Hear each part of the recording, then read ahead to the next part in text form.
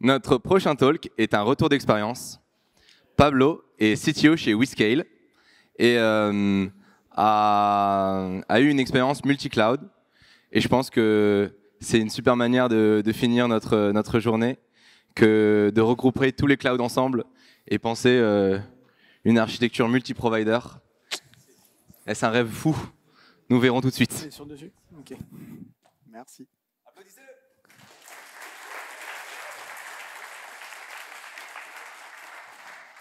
Allez, dernier talk de la journée. Alors moi, contrairement à mes camarades, je ne vais pas vous parler d'un sujet super sérieux, mais on verra qu'on peut faire du serverless en s'amusant.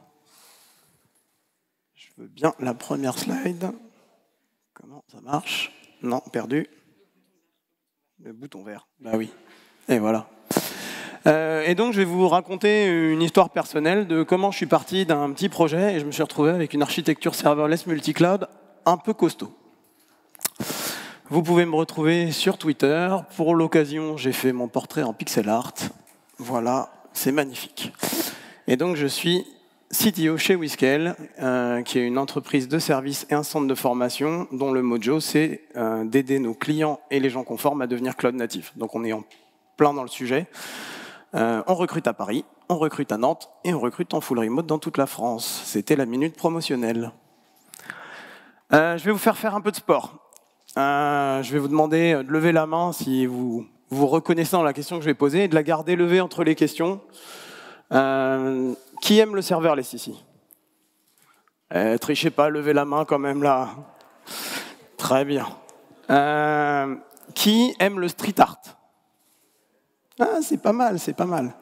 Qui a déjà croisé ça sur les murs de Paris ou d'une autre ville? Oh bah super, je vais même pas avoir besoin de trop expliquer. Donc ça, c'est du street art. Vous pouvez baisser les mains, merci. C'est un artiste qui s'appelle Invader, qui pose des mosaïques sur un grand nombre de villes dans le monde. Il a dû commencer les premiers à Paris ont dû commencer à arriver en 98. Il y en a sur tous les continents, dans je ne sais plus combien de villes. Il ne s'arrête jamais. Sa dernière invasion, c'était à Potosí, en Bolivie, il y a quelques semaines. Et donc, moi, j'ai eu la chance d'en croiser pas mal, un peu au gré de mes pérégrinations, et je trouve ça super cool. Comme les œuvres de Banksy, comme tout un tas de choses dans le street art. Et puis un jour, à l'occasion d'une exposition sur le travail d'Invader, où il y avait des reproductions de ses œuvres, j'ai découvert ce truc-là, qui est une application qui s'appelle Flash Invaders, et qui permet, en se promenant dans les rues, de les photographier et de les collectionner. Étant donné que j'ai collectionné les images Panini, les cartes téléphoniques, les pins, les Pokémon, bah forcément, je suis tombé dedans. Avec tout ce qui va bien, un petit classement, faire la compétition avec les copains, bref, tout ce qui va bien pour s'amuser, quoi. Alors, vous voyez pas bien, mais ça, c'est une photo officielle du site d'Invader où il recense les différentes vagues d'invasion qu'il fait. Et Paris, c'est sa ville de résidence, et donc c'est une vague permanente. Et à Paris, il y a plus de 4500 invaders. Donc, non, 4270, bon, bref, je ne sais plus. Donc, il faut un peu de méthode pour les chasser. On peut aussi collaborer avec les copains en disant bah, celui-là, j'arrive pas à le trouver. Donc, l'idée, c'était de construire une carte collaborative. Carte collaborative, on regarde les grands classiques, les Google Maps, les My Maps, tout un tas de choses. Et puis au final, moi mon choix il s'est porté sur My Maps, qui est un produit de Google, mais qui n'est pas compatible avec Google Maps. Ça fait partie des nombreux trucs de chez Google où il y a 2 ou 3 produits pour faire la même chose. Donc pour faire une carte collaborative, en fait Invader il produit ça pour un peu rentabiliser son art à des séries limitées de ce genre-là. Donc là c'est la carte de l'invasion de Paris. Si vous trouvez ça, gardez-le précieusement, ça vaut beaucoup, beaucoup, beaucoup, beaucoup d'argent. Et donc mon choix, moi, il s'est porté sur My Maps. Et je vais vous faire une petite révélation, c'est qu'il y a une espèce de code de conduite tacite chez les chasseurs d'Invader. On ne donne jamais nos cartes, on ne partage pas. Donc c'est pas la peine de me les demander, je ne vous les donnerai pas. Vous n'en trouverez pas ou peu sur Internet. Et les seules captures d'écran que vous allez voir ici, c'est des choses que j'ai volontairement accepté de partager. Ici, c'est la carte de Miami. Donc si vous allez à Miami, vous aurez la localisation de 2-3 Space Invaders qui existent. Donc jusque-là, tout va bien. J'ai ma carte collaborative, je peux déplacer mes points, je suis content. Mais vous vous doutez bien que si je suis en train de parler ici, c'est que c'était pas aussi simple que ça. Il y a un autre phénomène qui rentre en jeu, le problème numéro 2, donc, c'est qu'en fait, ces mosaïques, elles vivent dans le temps. C'est dynamique, il y a plusieurs facteurs à ça. Le premier, c'est que certains bâtiments sont détruits, donc les mosaïques disparaissent. Des agents de la ville de Paris en retirent régulièrement, par exemple les agents de la RATP retirent ceux du métro. Et puis le dernier phénomène, c'est de la spéculation. Les mosaïques d'Invaders valent très cher sur le marché de l'art, donc les gens viennent les décoller et les revendre. Et en plus de ça, il y a un autre phénomène, c'est la bande de joyeuseries qui sont masquées en bas, vous ne les voyez pas très bien, mais qui sont des réactivateurs. Alors eux, leur job, c'est exactement l'inverse, c'est là où c'est possible, ils vont recoller les carreaux à l'identique. Donc ce qui fait qu'en fait, quand on essaye de faire une carte, on a besoin d'une certaine dynamique. Donc, il y a des gens, par exemple ce site, qui est un site de référence qui s'appelle Invader Spotter, qui scrutent les réseaux sociaux, qui ont des gens qui leur font des signalements. Quand je vais chercher un invader et que je ne le trouve pas, j'envoie un petit message ici, et on a un état. On voit le premier là-haut, il est OK, le deuxième, il est détruit. Et donc on a un état qui n'est pas tout à fait temps réel, mais qui permet déjà de donner une bonne approximation, et pas de faire les déplacements à vide. Donc forcément, qui dit site web, dit un petit coup de lambda pour essayer de scraper les données, récupérer lesquels sont actifs, lesquels ont disparu, ceux qui m'intéressent, ceux que j'ai trouvés, ceux que j'ai pas trouvés. Donc on rentre dans du code. J'ai choisi Node pour le plaisir, ça aurait pu être autre chose, ça aurait pu être du Python. La prochaine fois, je pense que je le ferai en Rust. C'est facile de parler en dernier, on peut rebondir sur tout ce qu'ont dit les autres. Et là, je tombe sur un nouveau problème. MyMaps est le seul produit de Google qui n'a pas d'API. Donc, il est impossible de mettre une carte à jour via une API. Donc, pour mettre mes petits pictos, il existe, il a disparu, je suis bien embêté. Donc, solution d'ingénieur, on peut exporter un fichier qui s'appelle du KML. Du KML, c'est du XML avec des positions dedans. Le télécharger, le modifier et le réimporter. Donc modifier du XML avec une lambda, ça se fait bien. Le problème, c'est de télécharger et réimporter. J'ai ressorti mes vieilles idées de fronteux en disant comment je teste un site web. J'ai 2-3 trucs, j'ai du Ghost et j'ai du Puppeteer. Donc Puppeteer, c'est quoi? C'est un framework Node qui permet de manipuler une interface web et donc de faire des tests. Donc moi, mon test, c'est simple, c'est de télécharger la carte dans un cas et remonter la carte de l'autre. Facile. Et tout ça, ça tourne avec du Chromium en headless, donc ça peut se mettre dans une lambda sans trop de problèmes. Alors, sans trop de problèmes, il y a quand même un petit problème. Je vais l'expliquer après. Mais donc, mon archi commence à se compliquer. J'ai une lambda qui me télécharge la carte, je la store dans un bucket, je la mets à jour en regardant qu'est-ce qui s'est passé sur Invader Spotter et sur les réseaux sociaux, et puis je la réupload. Donc là, je commence déjà à avoir une boucle d'événements, et tout ça chaîné en faisant une architecture événementielle. Assez simplement, ça marche très bien avec les triggers chez AWS. Et puis je me suis dit, voilà, je commence à avoir 2 lambdas, on va automatiser un peu. On en parlait ce matin dans le faire du développement durable, du développement logiciel durable. Dès qu'on commence à avoir un peu trop de choses, on automatise. J'ai décidé d'automatiser avec Terraform, c'était ma période Terraform. Et puis j'ai suivi les bonnes pratiques, comme disait Guillaume, les bonnes pratiques d'isolation, de VPC, de NAT et ainsi de suite. Je ne sais pas s'il y a des gens qui ont essayé de démarrer Lambda en se disant je vais mettre un VPC, un NAT, du trafic et ainsi de suite. Donc on a un code Terraform qui fait à peu près 3 km pour une fonction qui fait 4 lignes.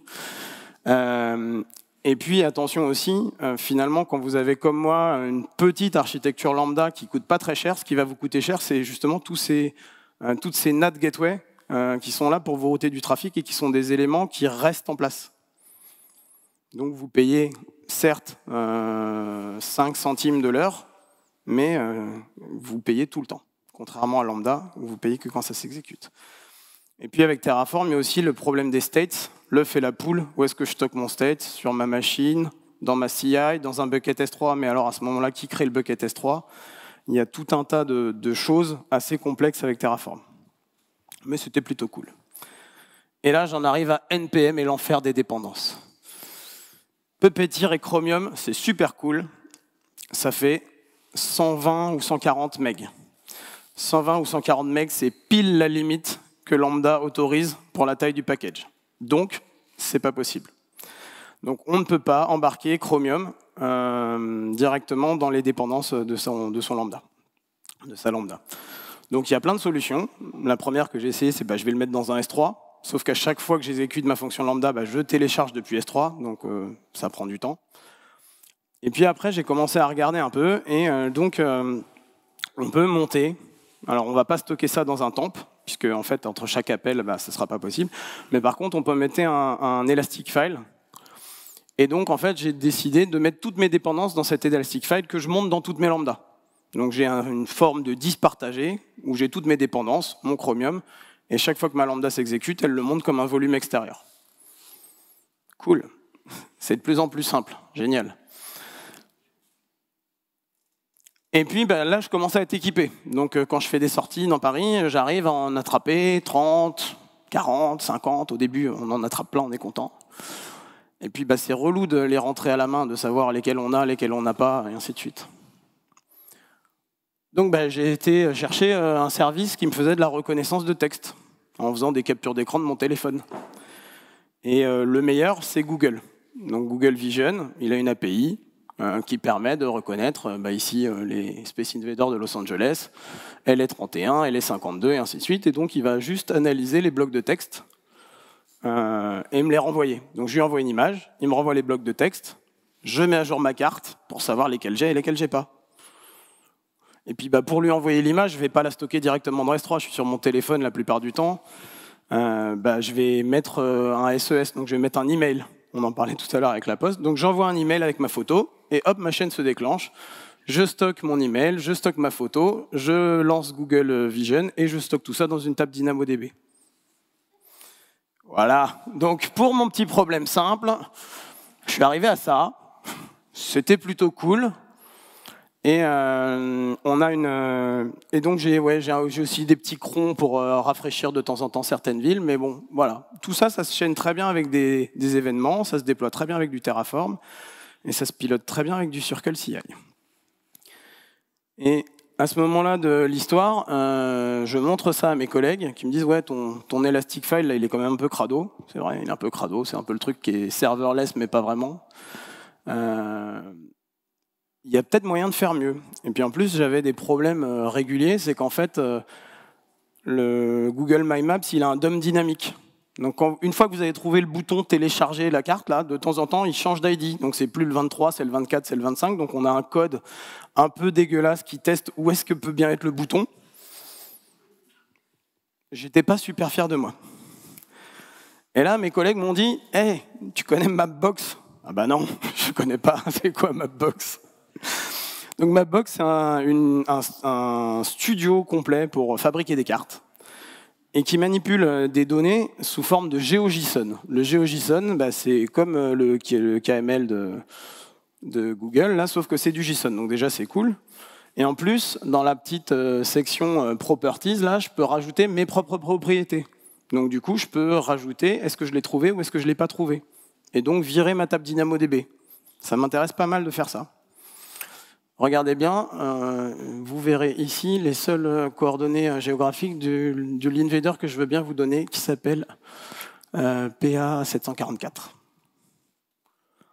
Et puis, j'aime pas faire du front-end. Donc, je me suis rendu compte que quand même, de temps en temps, j'avais besoin de lancer des commandes, rafraîchir des trucs, et ainsi de suite. Donc, le meilleur front-end que j'ai trouvé, c'est Slack. C'est vachement bien, Slack. C'est gratos. On lui colle des commandes, et puis il fait ce qu'on lui demande de faire. Par exemple, là, je peux rafraîchir toute une ville. Si j'ai un week-end prévu à Montpellier, je rafraîchis Montpellier, il va me recalculer tous les statuts de tous mes invaders de Montpellier. Et puis, tant que je suis dans Slack, je peux aussi lui envoyer des images. C'est tout aussi facile que d'envoyer les mails. Donc, exit SES, on prend Slack as the front-end. Ce qu'il faut savoir avec Slack, c'est que quand vous êtes sur une commande comme ça, il faut mettre moins de 3 secondes à répondre pour que Slack ne considère pas que c'est une commande en échec. Donc ça oblige à déjà déployer votre lambda au plus près de Slack. Donc généralement sur Virginia 1. Et puis ça vous oblige aussi à avoir une première lambda qui est très compacte et qui répond très vite. Donc au début, j'avais dockerisé mes lambdas, et en fait, dockeriser du Node, ça démarre super lentement. Donc j'ai mis du Node pur, et la prochaine fois, je mettrai du Rust. Voilà. Et puis, quitte à apprendre un nouveau truc, comme Terraform, ça ne m'avait pas super plu, je me suis dit, tiens, je vais apprendre SAM. Alors ça, c'est une référence de vieux, c'est celui qui conduit, c'est celui qui ne boit pas, c'est SAM. Donc SAM, c'est un gros template qui permet de manipuler un certain nombre d'informations, comme le ferait Terraform, mais qui m'a bien plu par certains avantages, c'est ceux que j'ai encadrés. Le premier, c'est qu'en fait, c'est assez facile de faire du list privilege, puisque pour chaque fonction, vous allez indiquer la policy auquel elle a droit. Donc par exemple, là, ma première fonction, elle a droit de publier un message dans un topic SNS. Et du coup, j'ai toutes mes policies qui apparaissent directement listées à côté de mon code de lambda. Et ça, c'est plutôt cool. Et de la même façon, je peux lister tous mes endpoints. Donc si je décide que je veux exposer cette fonction en API HTTP, j'ai juste à dire sur quel point je vais l'utiliser, quelle méthode j'utilise, et lui va automatiquement relier ça à la bonne gateway, et ainsi de suite. De la même façon, il va calculer le plan d'exécution pour, avec CloudFormation, déployer la stack dans le bon ordre, ce qui est plutôt pas mal. Il y a 2-3 cas un peu tricky où, en fait, quand on essaye de fixer le nom de la fonction en même temps que sa policy et en même temps que le bucket S3, il y a un dead end qui se forme, mais il suffit de faire un peu de CloudFormation et ça passe. Autre avantage énorme, l'utilisation native de Parameter Store. Donc Parameter Store, c'est comme le Azure Vault qu'on a vu tout à l'heure. C'est un coffre-fort qui peut garder vos secrets, vos variables et ainsi de suite. Et en fait, comme on peut avoir un Parameter Store par environnement, moi, ça me permet d'utiliser le même nom de variable dans toutes mes lambdas, et puis d'avoir des clés d'API différentes. Donc j'ai des clés d'API pour ma box de dev et j'ai des clés d'API pour ma prod. Et donc, je les stocke directement dans mon coffre-fort. Et comme ça, je n'ai pas besoin de réfléchir à comment je les injecte. Et de la même façon, c'est SAM qui va les déployer, soit en variable d'environnement, soit je peux les appeler directement depuis mon code. Bref, je peux choisir vraiment ma sécurité, ce qui fait que mes tokens, par exemple mon token Google Vision, il circule nulle part. Il est stocké dans mon SAM et il ne bouge plus. La prochaine fois, j'essaierai de le faire tourner, et ainsi de suite, mais je n'ai pas encore été jusque-là. Ah, celle-là, je la passe.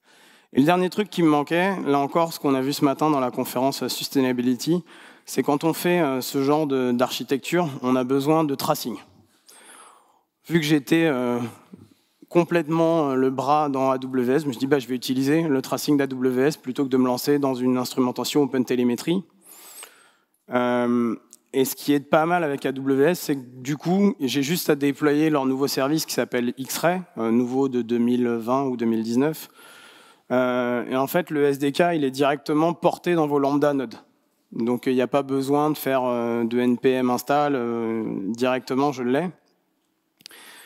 Et donc, il va instrumenter de base tout le trafic déjà entre les différents services AWS.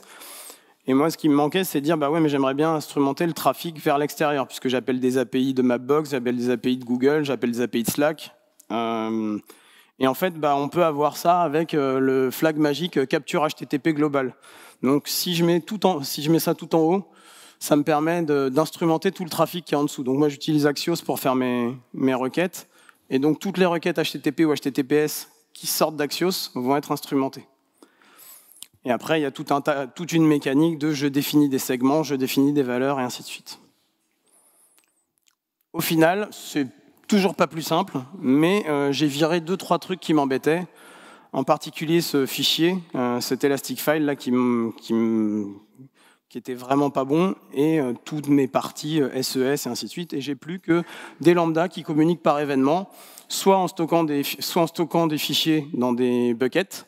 C'est le cas pour les images et c'est le cas pour les différents points GeoJSON. Et sinon, elle s'envoie des messages. Donc en fait, quand je rentre dans mon Slack, je vais répondre tout de suite 200 pour pas qu'il m'embête, et je vais router mes messages au fur et à mesure. Et comme c'est le dernier talk et que je suis un déglingo, on va essayer de faire une démo avec PA744. Ah. Non, la régie ne marche plus, elle veut plus. Je débranche, je rebranche. C'est l'effet démo. Ça marchait tout à l'heure.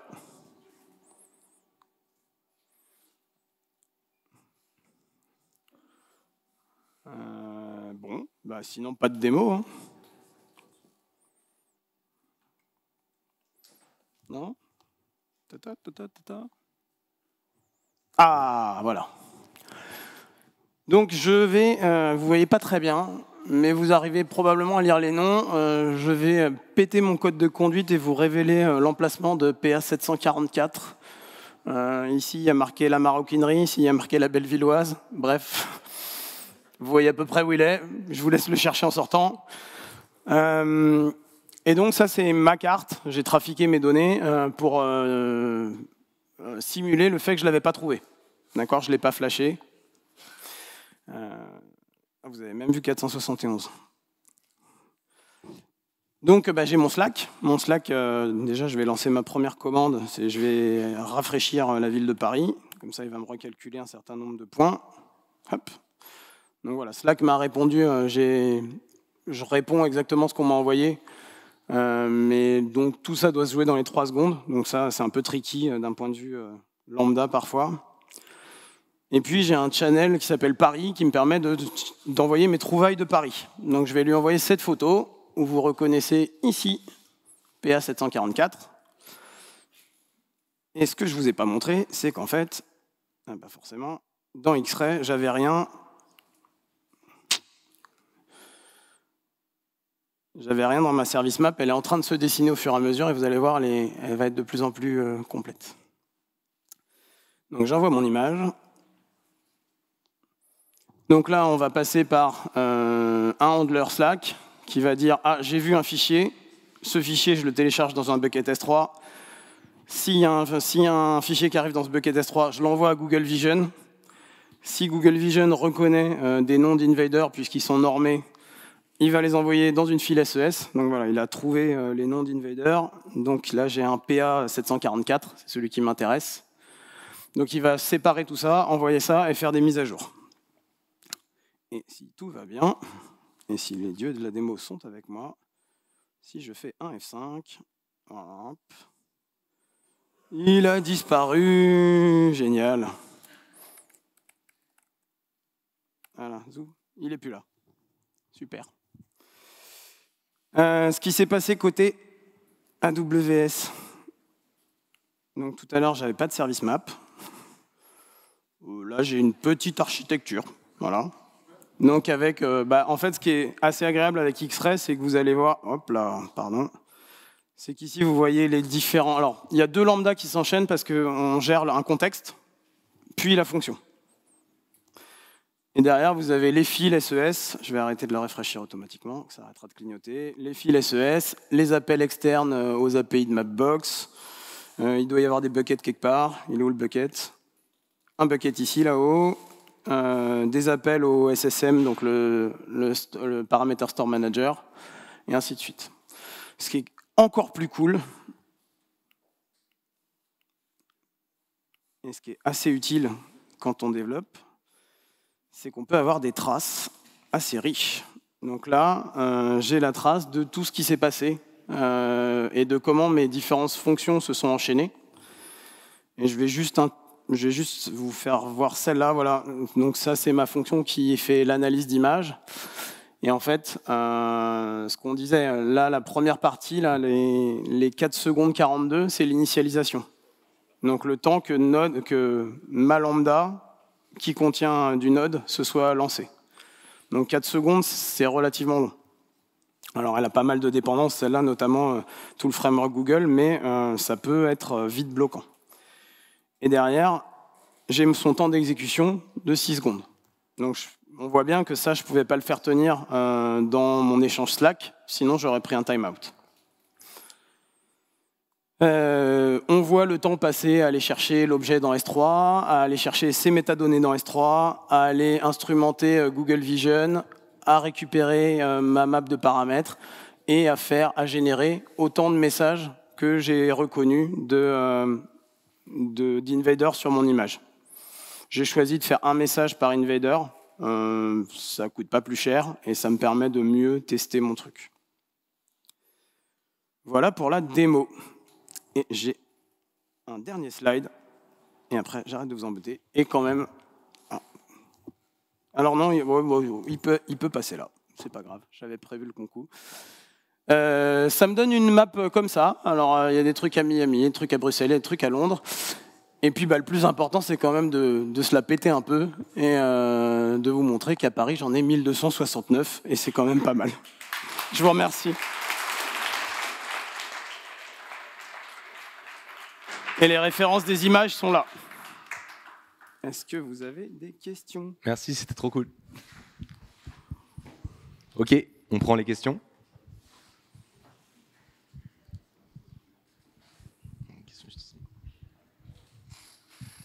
Sans peut-être révéler tes secrets, tu as pensé à faire une série d'articles, de blogs pour illustrer tout ça? Je pourrais, ouais. Je pourrais, en fait... Il y avait toute une partie à un moment, je me suis dit c'est vraiment pas propre, je peux pas mettre ça dehors. Mais il y a pas mal de trucs et puis il y a aussi des évolutions que j'aimerais bien apporter, notamment de temps en temps tu dois pouvoir faire un peu de machine learning pour reconnaître les lieux, tu vois. Ça pourrait être vraiment cool parce que en fait on passe un temps fou à chercher où ils sont. Ouais, il y a une autre question là-bas. Merci beaucoup pour la présentation, Pablo. Tu as commencé à y répondre, mais c'est quoi du coup les prochaines améliorations que tu vas apporter à ta stack? C'est quoi les trucs sur lesquels tu veux bosser en premier? Là, j'aimerais bien que certains rafraîchissements aillent un peu plus vite. Et puis, rajouter des sources de données, en fait. Sur le scrapping, en fait, tu te rends compte que les réseaux sociaux, c'est des gros pourvoyeurs, justement. Je pense que c'est les premiers au courant de celui-là, il est là, celui-là, il n'est pas là. Notamment sur Instagram, en ayant le hashtag avec le bon invader, tu as tout de suite les dernières photos et ainsi de suite. Et je me dis, aller scraper ça, ce sera vachement plus efficace que scraper un site web qui lui-même attend qu'on lui déclare que... Voilà. Mais c'est pas super facile de scraper Instagram. Ils aiment pas trop. Ouais, alors déjà, wow, félicitations parce que ça c'est de l'investissement. Je voulais te demander combien ça te coûte par mois en AWS. Alors, au moment où j'avais fait mon truc réseau compliqué là, je crois que la NAT me coûtait $40, donc c'était relou. Là, je suis à moins de $2. En fait, ça tourne assez peu et les temps d'exécution sont tous quasiment en dessous de 10 secondes. Et comme disait le speaker de ce matin sur le développement durable, j'ai retaillé toutes mes mémoires, tous mes temps d'exécution. Et une fois que j'avais ma stack X-Ray, là, parce qu'au début, tu démarres, tu dis, bon, allez, hop, je mets 256 megs de mémoire, 10 secondes d'exécution, et puis je vais regarder ce qui se passe. Et après, tu peux commencer à collecter des métriques et à dire, bah ouais, en fait, je vais toutes les diminuer à 128, sauf ces trois-là, parce qu'elles dépassent. Et puis, je vais toutes leur mettre des timeouts à 3 secondes parce que si mon site web, en fait, il n'a pas répondu en 3 secondes, c'est qu'il est down. Donc, c'est pas grave, je la coupe et ainsi de suite. Donc, après, c'est vraiment de l'optimisation fine. Et j'ai mis, en passant sur SAM, j'ai mis aussi mon pipeline sur AWS et ça aussi, ça coûte pas très cher, en fait. T'es vraiment sur des trucs pas chers, quoi.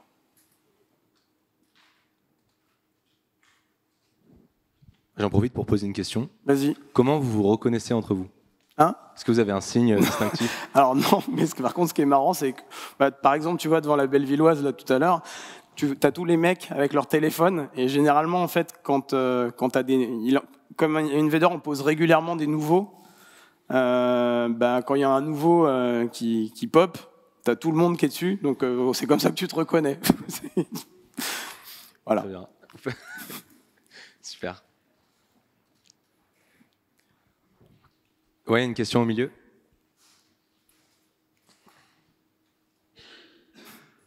On a perdu le micro. On a perdu le microphone.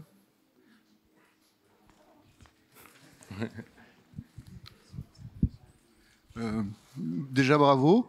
Et puis une petite question, est-ce que tu utilises les métadonnées des photos pour par exemple positionner plus précisément? Alors, c'est ce que je disais, en fait, tu as plein de...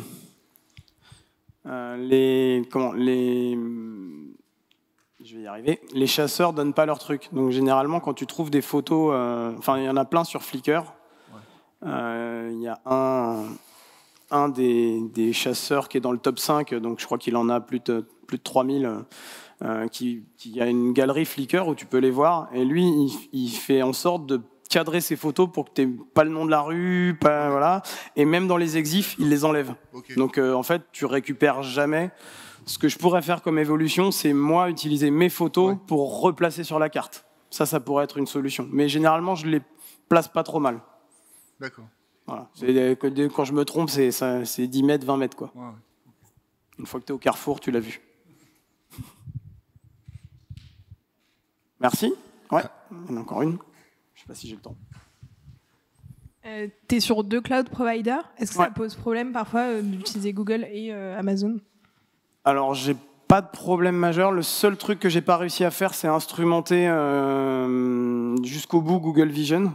Là, il voit même pas l'appel API en fait. Donc X-Ray, j'ai pas encore compris pourquoi j'arrive pas à l'intercepter. Je vais finir par y arriver, mais il faut que je cherche un peu. Et puis du coup, je sais pas ce qui se passe dans l'autre cloud. Comme j'ai choisi X-Ray, à la limite la fonction, mais bon, comme c'est un service managé, de toute façon, c'est un peu une boîte noire. Donc non, j'ai pas eu de problème majeur. Le seul truc un peu pénible, c'est la clé d'API de Google. La façon de s'authentifier dans Google Vision. Tu as une clé d'API, un nom de projet, un machin, et du coup, c'est complètement décorrélé de ton premier cloud. Donc, tu as vraiment 2 infrastructures qui tournent, et tu es obligé d'importer les clés d'API de l'un vers l'autre pour qu'ils puissent s'appeler. Merci. Merci beaucoup, Pablo. Bravo.